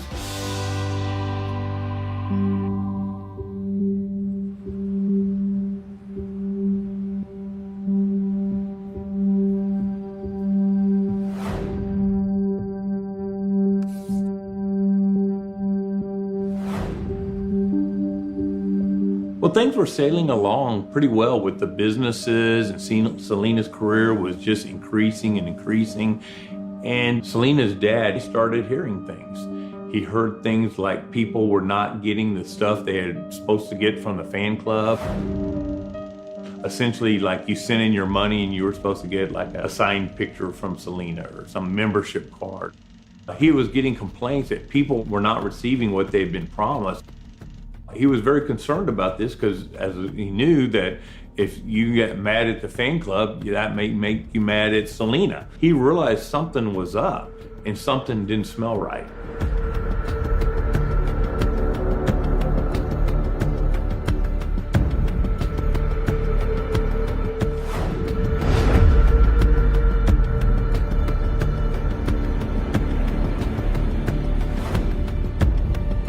We'll never know exactly what happened in that room, but Selena decides to leave.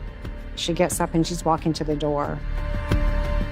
As Selena was walking out the door, she was shot in the back. After being shot, Selena ran from the hotel room. She ran across a grassy area toward the office. She dropped her cell phone. She dropped the briefcase full of folders in her haste to get away. As she's rounding the pool area, she drops her purse. Selena is running away with a gunshot wound to her back. She gets into the office where she collapses on the floor. Since the bullet hit an artery, she bled out very, very quickly. One of the front desk clerks come over and said, "Who shot you? Who shot you?" And Selena, with her dying breath, tells her, "Yolanda, room 158.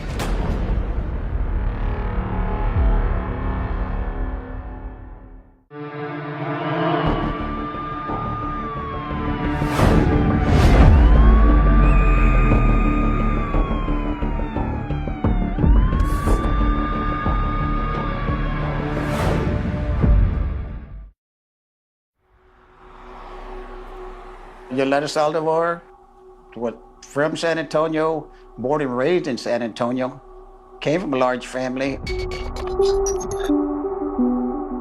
She was the youngest of 7 siblings. She was also very small and a little bit on the heavier side. And we all know how painful that can be when you stand out in any way in school. So she was subjected to quite a bit of bullying growing up. And she also, I think, was somewhat of a loner. She was very smart.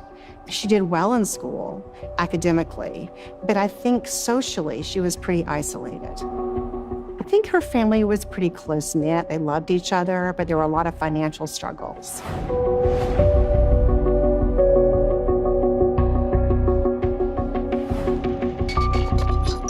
Even though Yolanda was young, and it would have been very difficult financially for her, she actually took in those 3 children and really considered them her own. And I think that really added just a huge responsibility to her, and probably a lot of stress as well, because she's trying to figure out her own career, her own life, and at the same time, she's this kind of instant mom to 3 young children. After this happened, Yolanda decided that she wanted to become a nurse. Most people that get into nursing, healthcare, is because they genuinely feel the need to care for people. Nurses in particular. That's pretty evident in Yolanda. She spent several years balancing nursing school with taking care of her 3 charges. At the age of 30, she completes her nursing degree and she begins working as a nurse, and that seems to be going well for a while. But I think there was a part of Yolanda that really wanted to have more fun.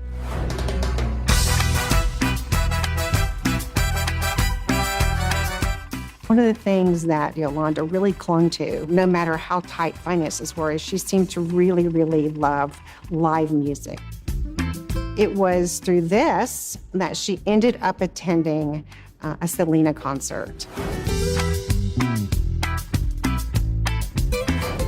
She just is enamored with her and wants to be a part of her life in some way. After one of the concerts one time, Selena's dad, Abraham Quintanilla, was approached by Yolanda Saldivar and asked if she could start a Selena fan club. At the time, Selena's dad thought, great. I mean, this is a way to get my daughter more exposure, the band more exposure, get her name out there and stuff. So he readily agreed to let Yolanda Saldivar start a fan club for Selena. I certainly think that knowing that Yolanda had been a nurse would have been something that would be reassuring. You would kind of be like, yeah, this is a person who is responsible, who's self-disciplined, who's a nurturer, and who is trustworthy, because these are all the qualities we tend to imbue in nurses. I believe Yolanda wanted to start a fan club for Selena because it put her, Yolanda, in the spotlight. People would be around, people would like her, people would want to talk to her. She liked the publicity, the limelight, the glamour. The relationship was actually a business relationship, and I think in Yolanda's mind, she probably felt they were a lot closer, probably felt part of the family. So I think it made her, or did a great deal for her esteem and a great deal for her sort of self-worth when she thought she was part of that group, that family.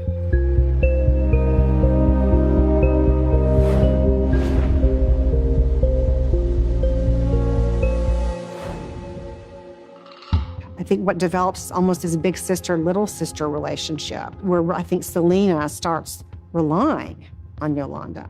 She isn't around a lot of people outside of her family. And so she and Yolanda start becoming very, very good friends.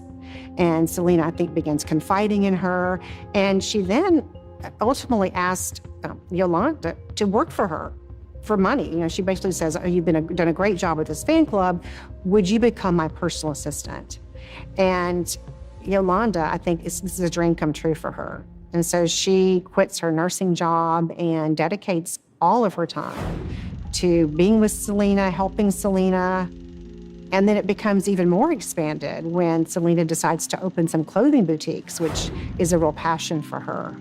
And she asked Yolanda to help manage these clothing stores. And so what happens over time is you have somebody who started out as a fan club volunteer, basically, and has become an integral part of Selena's life.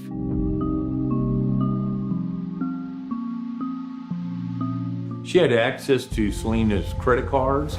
She had the power to make contracts and make business deals. She had the power to run the boutiques and do whatever she needed to do with the employees or the merchandise at the boutiques. In fact, she just had pretty much everything.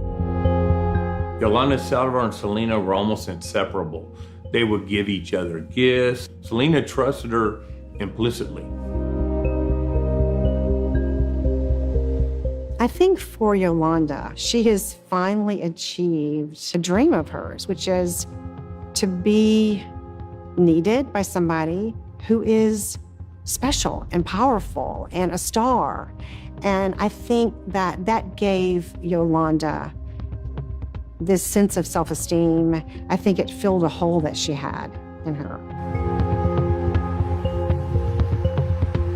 I would imagine there were times when she looked back and thought, wow, here I was, 4 feet 9 inches tall, a little bit chubby, being bullied by all these classmates, being left out, not having any friends. Look at me now.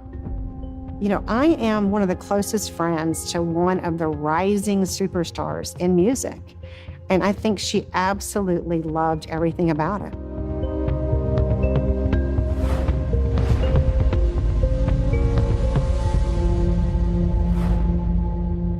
I think if Yolanda had been 15, 16 years old, parents are going into a room of a teenager and seeing a life-size cutout of Selena in the room and posters everywhere, they think, wow, my daughter is really a fan, a super fan.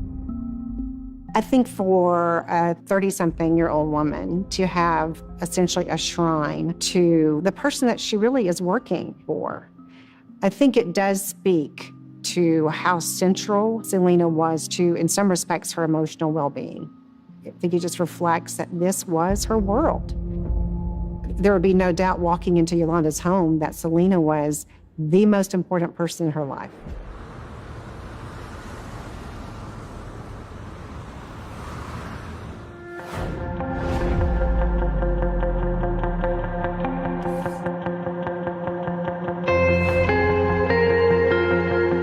Selena's father was very concerned about money being taken from the fan club. He realized that something was happening. Money had been missing from the fan club. People weren't getting their stuff. He was getting all these complaints, but he didn't know exactly what was happening at that time.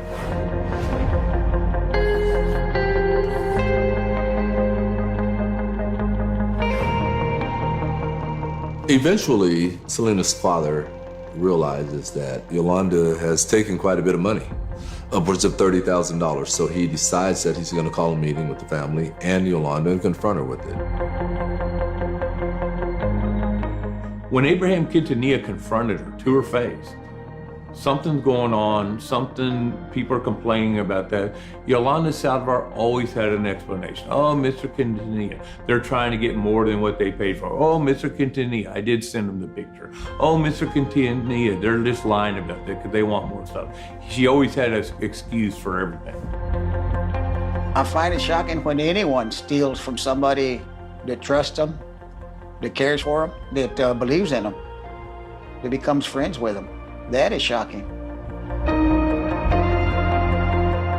Even though Selena is loyal to Yolanda, she's not willing to ignore everything. I mean, she's somebody who is responsive to reason.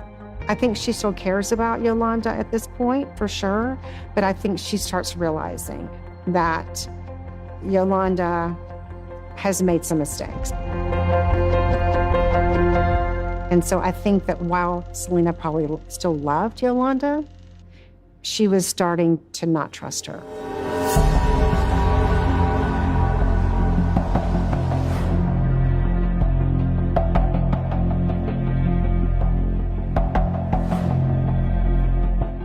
When Selena starts asking for those documents, I think perhaps the way Yolanda interpreted that is, does Selena care about me still? Is she still loyal to me? Or is she trying to appease me until she gets these documents? And then when she gets them, she's going to exit. She's going to fire me. She's going to, basically not be my friend anymore. And so she becomes very reluctant to give up those documents because I think for her, it's a way to hold on to Selena.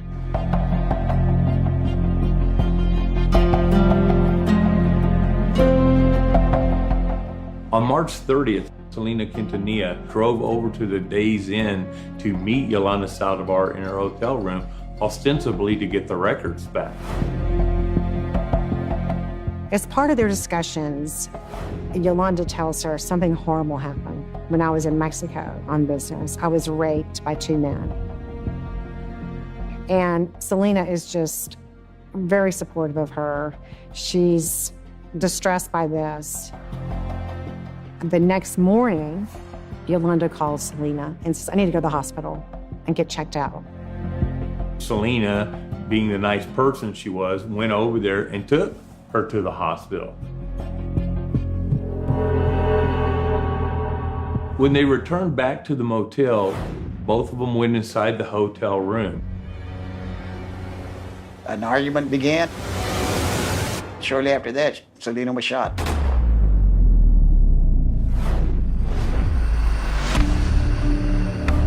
Yolanda Saldivar retreated into the hotel room, came out a minute later with a towel wrapped around the gun, and went into a red truck that was parked there. As it turned out, there was a police unit just 2 or 3 blocks from the motel. That police officer arrived as he's pulling into the driveway of the motel. Yolanda was attempting to exit the motel. There was 2 uniformed policemen that tried to get her out of the car, tried to get her to surrender. She refused to exit the vehicle, kept claiming she was going to shoot herself. There was a real possibility that she was going to pull that trigger and end her own life. She doesn't want to give up. She threatened suicide. She makes all kinds of accusations about different people and who's responsible for what. And then the hostage negotiation team took over. After an hour or 2, she apparently was able to hear on the radio inside the truck that Selena was dead. She really lost it then and kept threatening to kill herself. The hostage negotiators kept trying to calm her down, to have her give herself up and not kill herself, which they finally accomplished after some 8 or 9 hours. And they took her immediately to the police department to be questioned.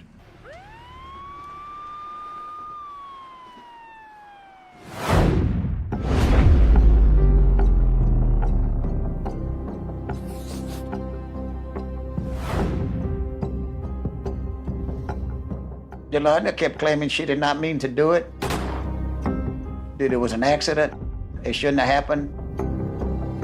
From what we saw in the motel room, what we learned about missing money, it became apparent it was not an accident.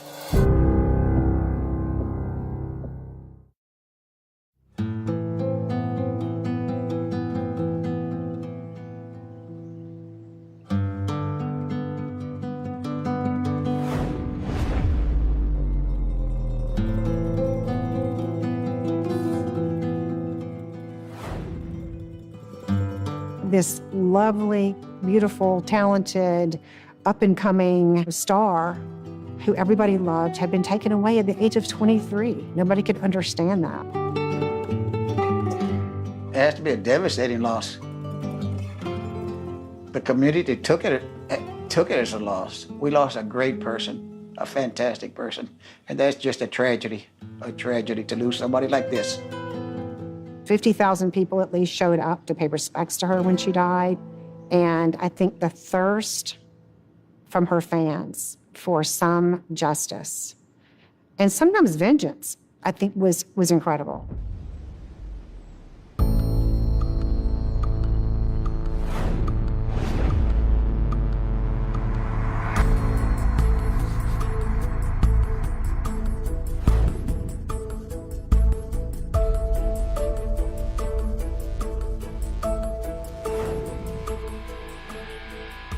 The magnitude of this case was higher than any other case I had tried before. I mean, right after the killing, we had, a bunch of satellite trucks and people from everywhere, journalists from everywhere, interviewing us about this case. Remember that this was shortly after the O.J. Simpson case and the verdict that some people were quite dissatisfied with had just happened. So we felt like the spotlight was on us to do a good job.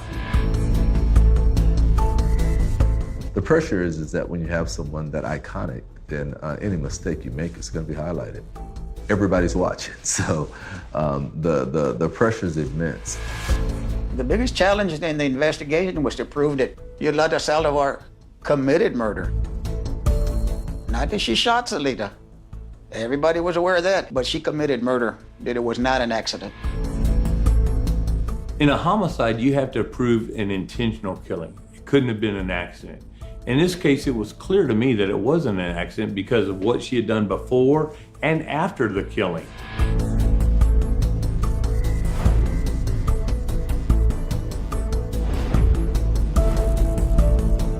From witnesses, we learned that there was an argument in the room and that they had seen Yolanda Saldivar step out of the room with a pistol still in her hand. She follows Selena out the door, raises her gun hand out like this, and it seems like she's going to shoot Selena again. However, by this time, Selena has already gotten away. But she does say one last thing to Selena, the word. She calls her and then retreats into the hotel room. Did she call 911? Did she call the police? No. What she did was hide her gun, wrap it in a towel, and try to flee the scene. This is a person that's not acting as an accident happened. She's a nurse, for God's sake. She didn't even try to give first aid to Selena. She knows how to save lives. In fact, if she wanted to save her life, she absolutely could have. Selena died from blood loss. Surely, as a nurse, one of the first things you know how to do is to stop blood loss. Here's a person that then gets into the truck and tries to flee the scene. Does that sound like an accident to you?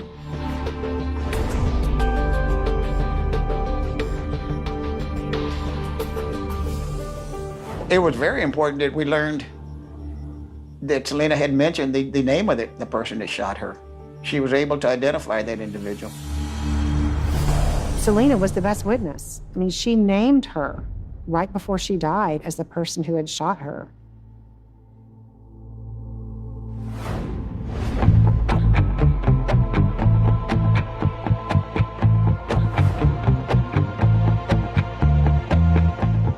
After the shooting of Selena Quintanilla, the police, in doing their investigation of the crime scene and the murder itself, also did some more background into the finances and see what other things that might have been out of place with Yolanda Saldivar.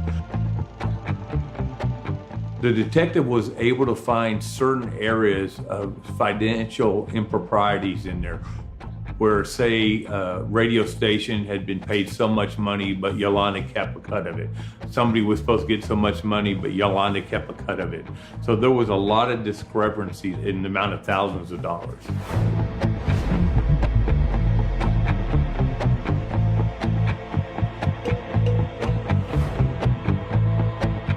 Here she had access to money, power, stature, reputation.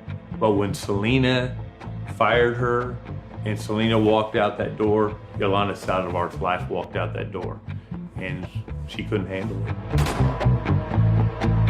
Yolanda shot Selena because Selena was going to tell her dad something to the effect of, "You're taking money from us, you've been stealing money, we're going to call the police." Yolanda did not want to go to jail.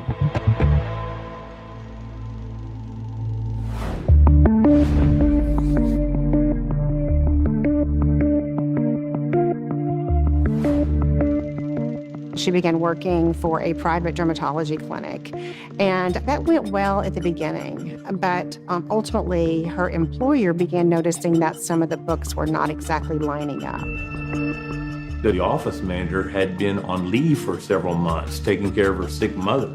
When she came back, she found that Yolanda Saldivar had been doing the books, in fact, had been embezzling from the company. They did an investigation and found out that Yolanda had stolen over $9,000. I think the doctor saw that as quite a betrayal. When you turn on people that are your friends, that care for you, that have helped you out, that's just wrong.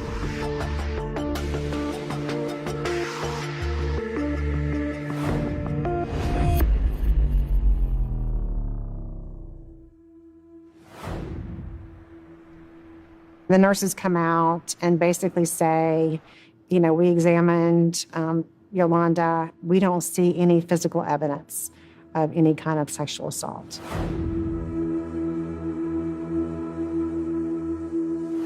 I think it's really important to note that false rape allegations are extremely rare. When that happens, it's usually for a couple of different reasons.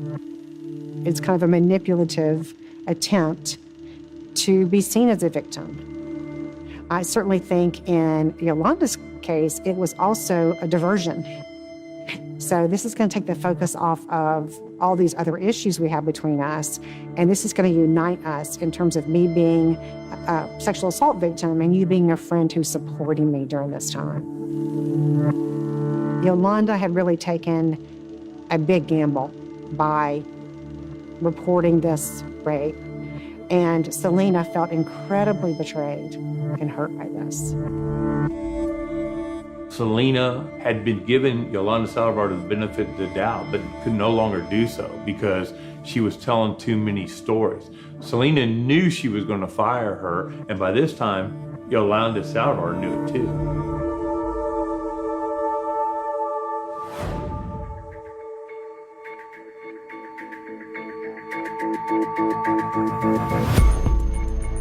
She picks out the gun. She has to sign a declaration of intent to buy a handgun. She does that. 2 days later, she comes back and finishes paying off the gun and gets the gun. I think that she was incredibly worried, anxious, distressed, and panicked at the thought of losing this relationship. And I think she thought it can go one of two ways, right? It can go where we repair this relationship, I somehow magically repair this and we're just back to where we were.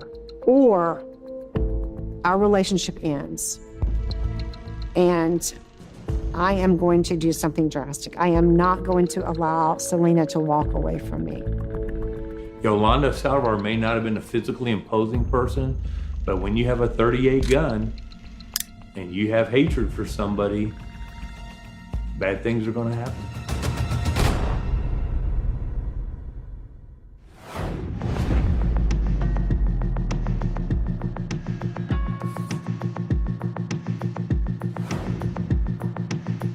At the police building, I met with Yolanda Saldivar. I asked her, Yolanda, it wasn't an accident. You shot her because you were mad.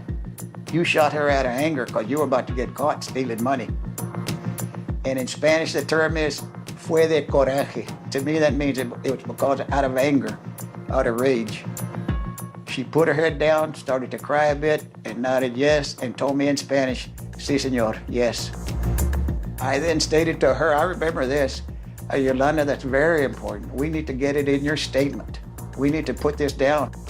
She shook her head and says, no, no, señor, it's not going in. She became aware if she put that down in writing, for sure she was going to get convicted of murder, of killing Selena, and end up in the penitentiary for a long time.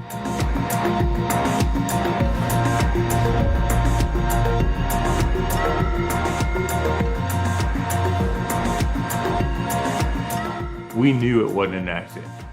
We had to prove in this case that Yolanda Saldivar intentionally tried to kill Selena Quintanilla.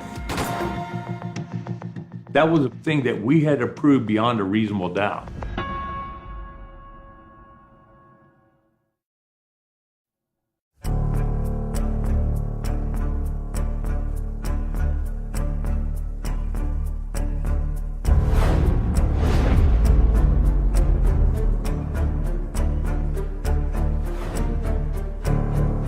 I think that there were people who absolutely were not only outraged, but counting the days until Yolanda went to trial. I heard her referred to back in the day as the most hated woman in America. I heard somebody say that because people were so angry. It seemed to be at that time, shortly before the trial, the public here in Corpus Christi wanted Yolanda Saldivar to be convicted. They didn't care for her, they didn't like it. She had killed one of our hometown heroes.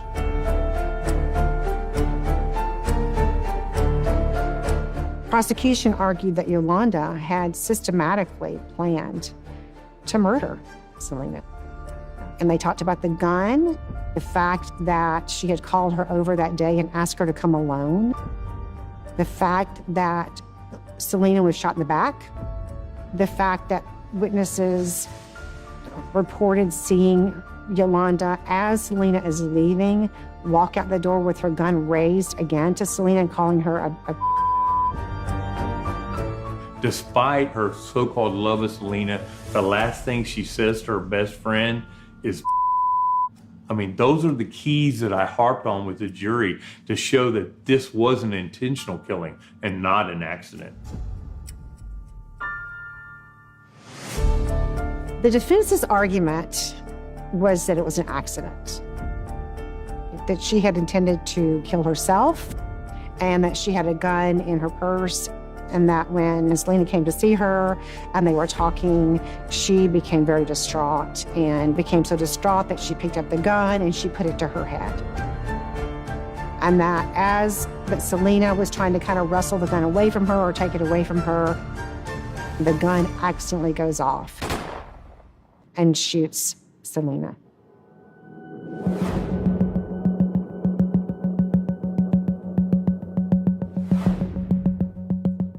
We proved that the gun would not go off accidentally. We had a gun expert look at the gun and show that it would not go accidentally.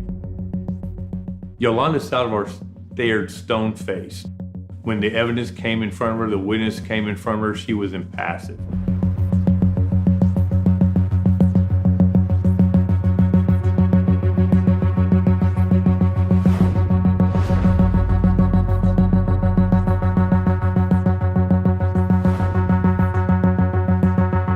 After a very short time in deliberation, the jury came back and found her guilty as charged of first-degree murder. And the jury ended up giving her life in prison.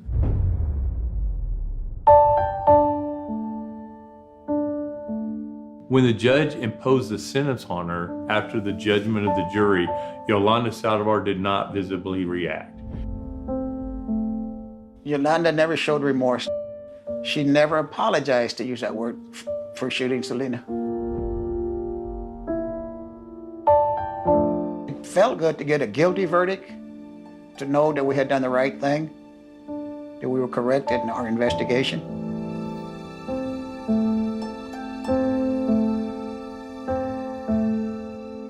Selena's family reacted emotionally, but quietly. Here was a hollow victory. They had gotten the maximum punishment on this person who had taken their beloved daughter, sister, wife away from them. And it had to have been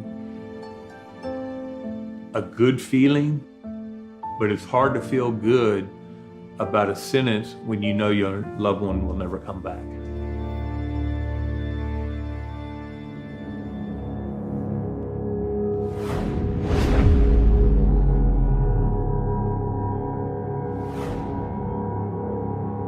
I think Yolanda was an obsessed fan. I think it was her personality. I think that's just who she is. She wants to be in someone's life, even if that person doesn't want them in their life. And if she gets dismissed, she's going to kill him or kill herself. We see somebody, I think, who started out as a super fan, who morphed into more of a personal relationship. And so I think by the time that she ends up killing Selena, it's not an obsessive fan killing her idol. It is a combination of, I think, a sense of betrayal in a real relationship and a disgruntled employee who feels like she has been wronged in spite of all the evidence suggesting that she's the one doing the wrong. It amazes me that a nurse would even go to that form of violence. I mean, people are trained in the medical profession, like doctors or nurses, are trained to help people, not hurt them. And to kill somebody has got to be the worst thing imaginable for somebody with that loyalty or oath to the medical profession. It's got to be a big betrayal. It's interesting because people that choose those noble sort of professions, whether it's nursing or being a priest, sometimes they're just a wolf in sheep's clothing. The natural assumption is you're a nurse, you want to help people, you want to care for people, you're a very nurturing person. But they are sometimes worse.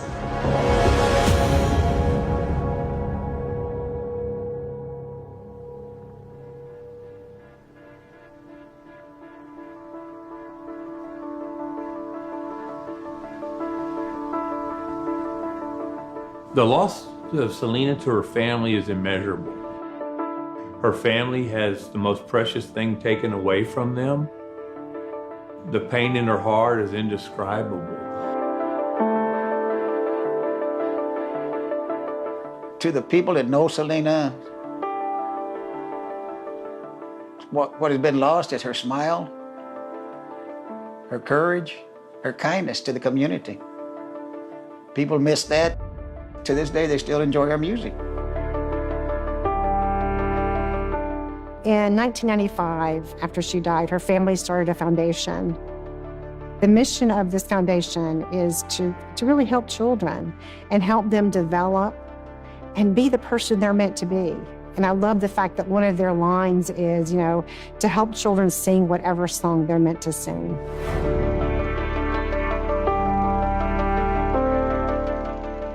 I think Selena's legacy continues, and I think there's probably a lot of barriers that have been knocked down because of her existence. She has not died in spirit from our culture. She's very much alive, I think, and that is a legacy and tribute to what she did when she was alive. People still wonder how big Selena would have eventually been. She was on the cusp of superstardom. Everybody wonders what could have been if we had her music to enjoy, and what would have happened if she hadn't been tragically cut down in the prime of her life.